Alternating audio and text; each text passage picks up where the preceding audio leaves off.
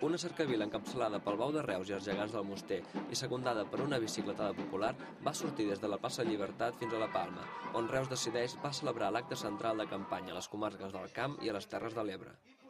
La comissió organitzadora encara la recta final esperant una participació significativa, que se sumarà al bon ritme de vot anticipat de les darreres setmanes.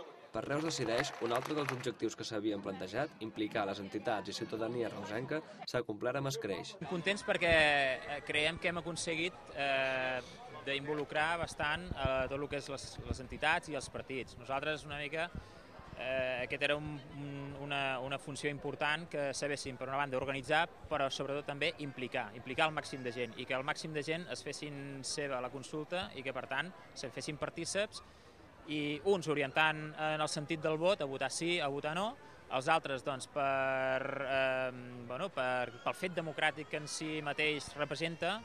La setmana prèvia, que tindrà com a punt àlgid el dia de Sant Jordi, estarà plena d'actes al voltant de la consulta. A més de les 85 entitats que donen suport al referèndum, dissabte es va fer pública una llista de 80 personalitats de les ciutats que fan el mateix.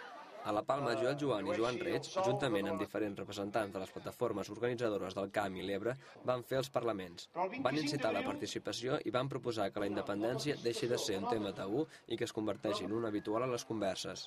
El conjunt reusenc Pokers i The Club van fer una actuació musical abans que se servís el dinar popular als més de 200 comensals.